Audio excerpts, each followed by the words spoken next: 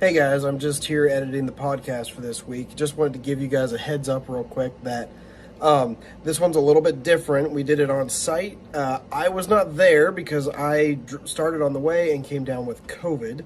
So Ernie's flying this one solo, and it was all recorded from a phone. So just bear that in mind, but I hope you guys really enjoy this one with Mass Traction. All right, guys. Everything in racing. We're a little bit different scenery this week. Normally in the podcast studio, unfortunately, Nate could not be with us this week. He's always ragging me because I can't make it. Nate, you got one mark on the board, man. You can't be missing the podcast, brother. So today, though, we are fortunate enough. We have caught up with Brandon. You see this, guys? Mass Traction. We're actually at a track here in Eastern North Carolina. This guy goes all over the world. It's a pleasure to be in our area. Thank you. But Brandon from Mass Traction, man.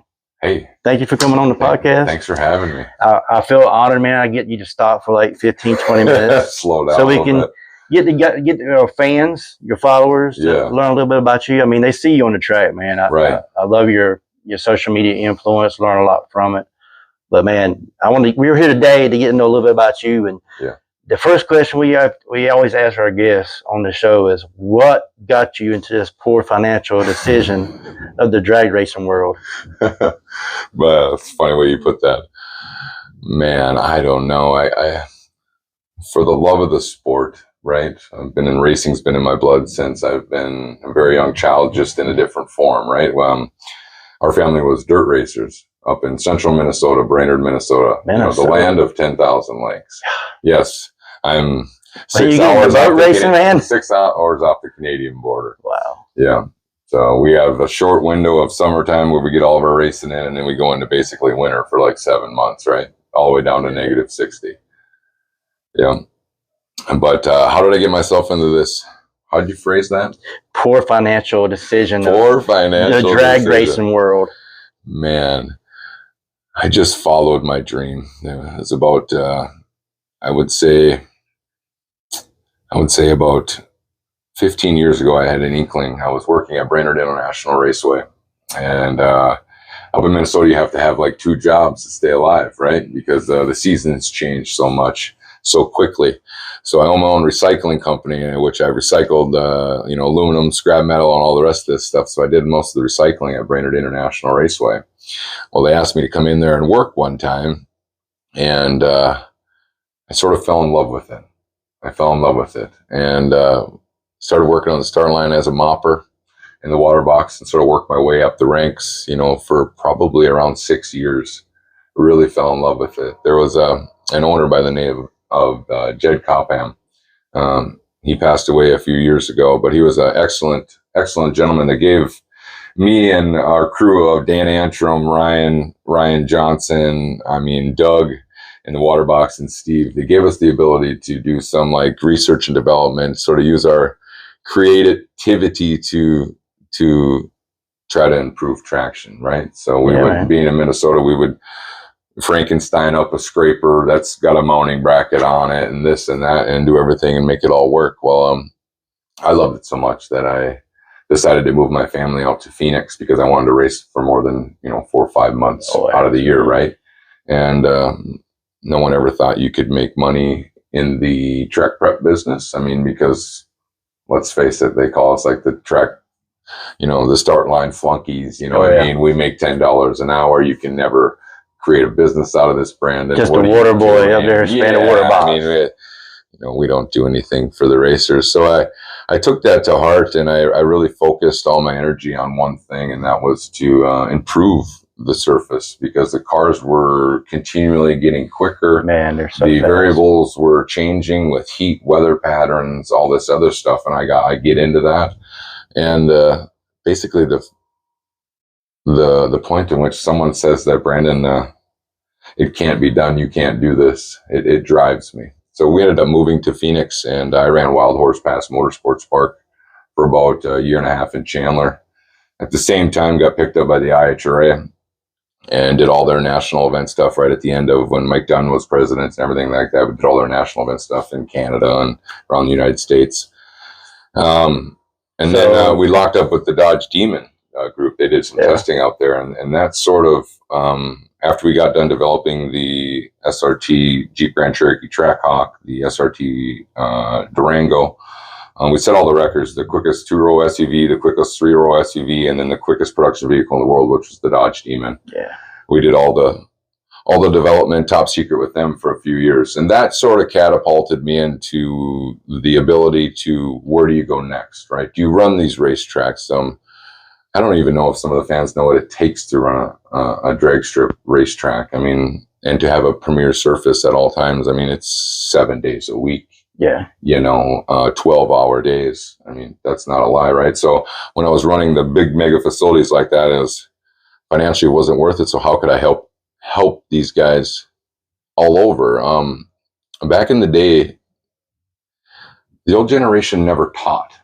Everybody thought that they had the ticket. I got the secret. Yeah. This is the best track. I mean, we're going to kick everybody's butt, right? And it hurt the industry. The industry grew so fast, no one taught. The old men are starting to die out and never taught the art of traction, right? So me being me and wanting to visit every track in the United States out of country, started this years ago and have been helping facilities just like this place here, Coastal Plains, on teaching them the art of traction. And the people that are making the $10 an hour out there that are busting their butt for 12 hours a day at 106-degree weather, all day, right? So I'm teaching them an art, and what I've seen is that it lights a spark up in everybody's eyes to know that they're actually doing something, even though they're not being paid very well, right? Well, it gives them the ability, or there's a whole part of something bigger than yourself. For sure, leaving your mark, on this earth. Like, how can you help people? And I feel like if you help people achieve their goals and dreams, you'll in turn achieve your own. Well, we appreciate you coming on and helping us with this today, and helping the people get to know more about you. I do want to call you out. You like helping people. Last night, I witnessed it myself. This car got ready to make a pass. It left, and you grabbed that crew member before he left and said, "Hey, man, you got to add 2 more pounds of air to them tires." Yeah. The wealth of knowledge you've gained from this area all the way across the nation, and just seeing cars. I mean, you see thousands of passes a weekend. Yeah. When we did the 1,000,000 and the 500Ks and those huge money bracket races and stuff like that, we're looking at thousands of passes a day. Yeah. The years that I did the Lights Out, No Mercy, Sweet 16, that was like, I don't know, like 9, 10, and 11. It was, hundreds and hundreds of passes of radio cars, and studying the tire wrinkle and sidewall and what the rubber's doing. Like, I have extensive knowledge of what the rubber's looking for versus what your tire patterns are. And most guys would just let that go, you know what I mean? And I want to see everybody go really fast. That's why I'm here. I want to see you have your personal best. Like, that's what, I don't own a race car. I don't drive a race car. I own a tractor, a drag, a really nice hand sprayer, a nice traction compound sprayer. I don't have a race car. So I get off on the back end of it to see you guys do personal best. It really excites me, right? Well, it does good for you as well. I mean, it showcases your work. I mean, you got builders out here building these cars, and racers getting the car and they lay a number down. Yeah. But whenever those guys can actually apply all that power, it's amazing on the surface that you build up. Yeah, I mean, you can feel it on the start line, the energy. And it's amazing. A lot of times I'll see something out in life and I'll say, man, what's the story behind this? And the fact for you to be able to go to a track that's been closed for years, or even a track that's been in operation, and they've kind of lost the zeal to run the track. Yeah, you come in and give it new life, man. Right. It's exciting. Every week I watch a show called American Pickers, and I find stuff that people discover, man. And when you go into a track and you find a track, you reveal the before pictures, and then the after, man, it's like night and day. You basically go in and renovate it like it's your own. Yeah. And something you're proud of. On a budget. These facilities, they're in a maintenance cycle right now. Like the last 30 years, they've not done any maintenance, right? Yeah. And they're on a cycle. And a lot of them are struggling. We all are right now. It's a really tough time out there, especially in our industry. Like, glue is really expensive. Diesel's really expensive. I'm actually shocked that I'm still able to do what we do, right? Yeah. And it's only because folks like yourself, like, help me get the word out there, spread the love, Absolutely. of what we're doing. But I mean, on a budget for a facility, we could put you on a short-term, long-term goal, use whatever you have to, create the hype, and get the people trained in on it. And we're seeing they're having success with that. When I had my own crew, the tracks weren't seeing success because I was coming in there with professionals, knocking it out, making it look good, and then leaving. And nobody was teaching the other end of it. That's when it flipped in my brain what I was really meant to do, right? So now I utilize all the tracks workers, and we have staff meetings, and we get set up, and like when I leave, they can reproduce my same you leave results. a footprint. Yes, and then when I come back, I don't have to do as much. That's what I mean. And we're all like trying to figure this out together. They're proud to show you what they have been implementing since you've been gone. Yeah, and I play with them. Like I'll give them an A+. Like Wes, this is my second time here ever. Yeah. And from the first time was like 3 months ago. Yeah. What a really good event. What a turnaround. Yeah. And then like the fun part for me is coming in here like at 2 a.m. and coming straight from Bradenton because I scraped off 150 foot and ground this week already. I mean, we're busy every day of the week. He had it scraped perfectly. The rubber looked really good. It was maintenance. This is the heart and soul of their facility. This is what makes them their money. And from the first time to right now, I'm very happy with that. The crew has energy to them, and everything looked really good. I mean, we rebuilt 300 feet here, brand new surface, and when we leave, I mean, it's going to be better than when we arrived. It's going to be lasting for a while. Oh, yes. And we hope we get you to come back, man. I would love to come back here. It's a great area. I like the area. So we've learned a little bit about where you started, what you've been doing now. Right. Let's go back to the past, kind of in between. What's one of the wildest things up to this point? And we asked all of our guests on our show. We asked the racers, what's one of the wildest things that's happened on the way to an event? What happened in between rounds to get you to the next round? Did you something on your tractor? Did you have a ratchet strap on your tractor to hold it together to get you through an event, or something on the way to the next event? I know you had a lot of issues with your truck a couple weeks ago. I mean, I know you give a shout out to your record guy. Right? So when I started, I got myself into the poor investment, but I invested a lot of money and bought everything brand new. Had to. Yeah. The government was going to force you to. So like if you're successful in life, the government wants to force you to be not successful. Basically, it wants to take all your money. So I spent it all and bought all brand new equipment. And I don't know. It was a tough deal. Now I'm coming up on maintenance. We're at like year 7, 8. So everything that's brand new is maintenance. So things are breaking down, right? So it's a funny story that you said that. Like this year has been an absolute challenge. Like we've been booked basically every week since January 8th. Start out in Arandas, Mexico, right? And I mean, right now, currently, our generator's throwing a heating code because it's like 106 degrees everywhere in the United States. So I got no power, so I'm looking to hook up for 50 amp power. I think 2 weeks ago, we had the transmission control unit on the toter.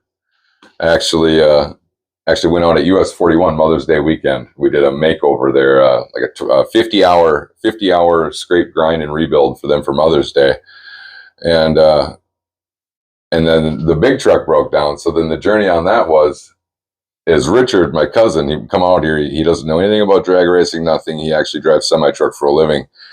I brought him out here. He wanted to work with me for a while. He jumped in a 1968 tow truck and hauls that 40,000 pound toter 406 miles down past St. Louis to the next track, Ozarks Raceway Park, where we did that big remodel. If y'all go check it out on my social media at Mass Traction, definitely want to shout out about Facebook. Yeah, you'll see the whole journey there. And so he drove that all the way down there. But stuff breaks all the time. I mean, I need a YouTube channel. The whole thing is a funny deal. You meet so many people on the road, man. The stories you hear, the fans that come up to you at Love's truck stops and give you praise and thanks. I mean, it means so much to us, right? Well, that's part of what we're doing here. I mean, we're giving people a platform to tell their story because there's so much that people don't see of cars going on the track. They don't see the in-betweens of Brandon. I met you here the first time. I've seen you online. You were very close 3 months ago. Yeah. I wasn't able to get here for that event. But we just want to give everybody a background, a little bit about you. So you started out Midwest, Midwest, and went out towards Phoenix, and then we got all the equipment out of there. 19, I made a switch. A life switch. I moved over to. I was in charge of Palm Beach International Raceway down in West Palm Beach, right, with the iTray, obviously the headquarters down there.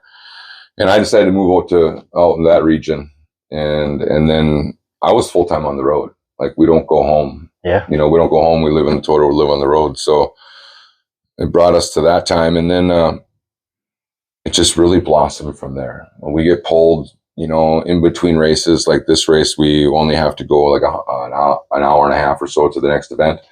Sometimes we're looking at getting out of here Monday morning, and we got a 1,000-mile journey. You know what I mean? And we got to get there. And you can watch me go all over the United States, and it's absolutely an amazing time. Well, that leads me to my next question. What are some things you do have coming up? I know you say have maintenance. You got all the equipment that you've been looking to do or looking to have for what you're doing now? Or is there some new stuff you're looking to do? What about this new tire that has just come out, the Hoosiers? And is there a new tire that's come out that's giving you any more trouble than other tires? Or I try not to dive into that rabbit hole of rubber, well, as far as brands and stuff like that, right? Well, it's a hard thing for me to go into it. And what we're doing is so unique and so niche that there really isn't any data. Here's something I want to hear. Right? I heard you mention about last night, and this is an opportunity for us to educate racers of any type. Right. The prep. Yeah. You said it's so new age that most people don't know anything about it. Not to sell secrets. Oh. How does this new prep work? Oh, like you're to the old Rocket Track Glue. Yeah. Yes, I met Brian Parrish with Rocket Track Glue about 6-7 years ago, and he had this idea to come up with the another traction compound, or had purchased a formula. He owns a paint and coatings company, so he wanted to give it a shot, right? So he started monkeying around with it, and it was really good. But I couldn't do any large scale testing, so we went to the back end on the deal. So they went to the no prep side of it and got it developed. Well, shortly along after that, we started doing some blind testing and going out and making it happen. And we've came up with Rocket Track Glue right now that I'm very proud of. Very proud of it. It withstands the heat. It loves burnouts. It's very good for radials. It's very economically friendly for the facilities, because you can take a drum and cut it directly in half and be extremely successful. And the bigger companies are, I guess, out for profit or something, and they don't like to tell the truth. You know what I mean? You don't tell the truth. They think that everybody's blind because they only stay at one track. But when somebody goes around and looks at different barrels of glue that in 1,000 miles away from each other in different directions, and it's connected, you can really narrow down what's happening for real. You know what I mean? Yeah, so when we came out with Rocket Track Glue and branded with that about 2 years ago, we've been stirring up the market in it. And right now the results are out there. And it's working. I mean? It's working East Coast to West Coast. It really is. Yeah, we got stuff out in Redding, California, South America, Mexico. Some's getting shipped up to Canada right now. Yeah, so we're working pretty hard. I mean, I'm this year right now. In order to book my services, you have to purchase a barrel of Rocket Track Glue just to get it out there. People have to realize that there is better product.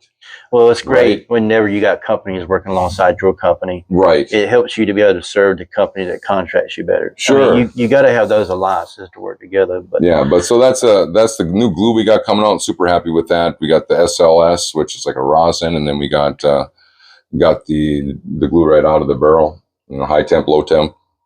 There's all kinds of stuff we have available. Well, man, as far as equipment going, yeah, man, I would love to get a big grinder right now. Big one. I went and looked at one a few weeks ago, and it's about touch over $250,000. It's got three 36-inch heads on it, so it's like a 9-foot width, and you can put it on front of a Bobcat. Huge vacuum system that will collect all the dust, so we're dust free, and you can literally do 40 or 60,000 square feet in an 8-hour day. God. You know what I mean? So you can do these racetracks in one day. Versus me right now, I'm doing them in probably 3 to grind. You know what I mean? Well, which I'm looking at that because I think after 2024, I think there's going to be a lot of stuff happening in the United States. As far as the grinding, and bringing, building back into the United States these huge warehouses that they're going to start manufacturing in again. You know what I mean? That's right. They need to be flattened out and ground out. So we might see you in all different kind of faucets, man. Well, this racing thing is good, but it's difficult. I'm extremely physical. Like, this is a very physical work environment, stressful on your brain, on your body, because it's so hot. You're walking. I mean, we're looking at like 10 to 15 miles a day on my watch. Yeah. I mean, out in 100-degree weather, but I don't know how long that can last. Yeah. Is this reproducible? That's why I want to get my knowledge. Well, that's why it's so trying to get a master important that you're helping. Yeah. To educate folks. Well, yeah. I don't want to give you too much longer of a break, man. I've given you. I tell you what, it's not so bad watching them work out there. I know. AC up here. We'll give a shot of the track here in just a second before we cut out of here, but definitely appreciate all you're doing. And thank you for giving us some background on you, man. So when people come up to the track, and one last thing I do want to touch on before we mention your social medias and how people can get into contact with you. You say you like to speak to the racers. I see a lot of people that are afraid to talk to you. Like the gentleman you did share knowledge about. Hey, man, change this with your tune. Because you're popular, man. You know, you got that. You're a rock star, man. You're a rock star. There's no way. There's no way. I am regular, just like y'all. But yeah, super down to earth. That's like what, it's. That's what we're trying to highlight on this Everything in Racing channel. Everyone matters in this sport. Yeah. And no matter where you start at to what your goal is, just stay with it. Try to help other people along your way. Yeah. And you'll learn a lot just by helping them. Yeah, but, you absolutely do. Brandon, I appreciate you coming in, man. Let's talk about anybody you want to shout out that's helping you with any equipment, services, or and talk about your social medias, man. I want to say a huge shout out to my wife. She's in Florida right now. She's running the back half of the business from the homeland, and we just purchased our new home. Just got married a few months ago, so we're excited about that. I'm stuck out here on the road. She's doing a big remodel, so a huge shout out to her for keeping me sane out here and safe and to the next destination. I mean, just a huge shout out to the racers. I mean, thank you all for sharing, our message. I mean, there's way more story to this. You and I can do this again. I mean, I would love we to. could do this and again have all Nate the time, on. right? So just like, share, follow us on our Master Actions page, Facebook, Instagram. It helps us out tremendously. And there's 430 drag strips in the country. Absolutely. Can you actually say how many you've ever been to or even know of? I've been marking a few of them up on this. As I do these journeys, I'm finding these tracks, like I'm telling you, that are gems. And there's a story behind every one of them. Third generation owner, son, grandson, is taking it over. Grandpa had a horse track. I mean, the story, behind it. Like American Pickers. Yeah. Dude, there's a story to every one of these tracks that you come to. I myself, I'm grateful to be a part of Everything in Racing. Right. Me and my partner, Dan, we run a company called 10-5 Life. I started out helping at one track, and I saw what I helped do there. And I just wanted to get the word out about events more. So that's part of what we're doing with that as well. Cool. So I love being a part of this journey with you, man, to keep tracks. Got to keep tracks open. You got to support I grew up at the track racing little Matchbox cars in the dirt while my dad was out there doing burnouts. That's what it's about. Well, we're looking at a $20 bill. You can't go to the movie theater for a $20 bill. Come out here and enjoy something. And man, I've eaten off of so many people's grills out here at the track. Right? I love to come to see what people are grilling, man. So yeah, but look at the people coming in already. It just got done with our little sun shower here. It's 2:20. We're supposed to go hot here in about an hour and a half, and we got people already rolling in. Well, I'm gonna let you get back at it. Where can people find you? On social medias, you mentioned masteraction.com is going to be our website, which is just basically a small landing page, a little bit of stuff there about hasn't been updated in a long time, so I apologize for that. But what we got really rolling right now is going to be our Facebook. Is that at Master Action Get a Grip? You should just look for the logo, click on the logo, and you should bring you right there. Like, share, and follow there. I mean, as much as you can. The other one, great videos, by the way, man. I follow your videos; they're awesome. I'm trying. It's a job and a job. Like last night, did you see that? So we tried looping it together. So if you don't see the full story on the actual post, if you go to the actual story, it sort of fills in all the blanks. Because I mean, as soon as that one car made a pass, I was out there, filled it up. I think it was like a minute and a half, and then my epoxy actually froze in my cup. regular, like stiffened up right as I was pouring it in there because it was a really expensive, fast setting epoxy, right? Oh, absolutely. And just the story behind that, like taking the rocks out of the water box, rinsing them off in the sink downstairs, taking the torch back in the back, heating up, drying the rocks off, putting the aggregate in there, pouring it in there. And I think we had the whole track broomed, sprayed, and drug and ready to go within 20 minutes. Man. So in between rounds, fixed the hole and had everything ready to go for round one last night. You're a master track prepper. It sounds like you're a scientist. It's fun, behind the yes. scenes. Educated guessing. And social media entertainer as well, man. It's really awesome. Like I said, I don't want to take no more of your time. I could sit here all day, but I know you got things to go do.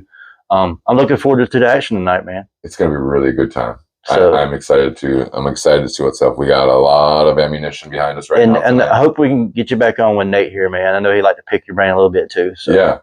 Well, I mean, with this day and age, I mean, we should be able to set something up via a three-way call. I've done that before. I have to come to a track where you're at, man. I'll come to you next time. Yeah. Make it a deal. Oh, I'll take it. We'll see you, man. Thank you. Well, guys, much. Once again, follow Master Traction on all his social medias. I'm Ernie at 10-5 Life. Nate, you got to be here next time. Nate, the Fast Plumber. And we're out. Peace, See you, man. Thank you. Thanks.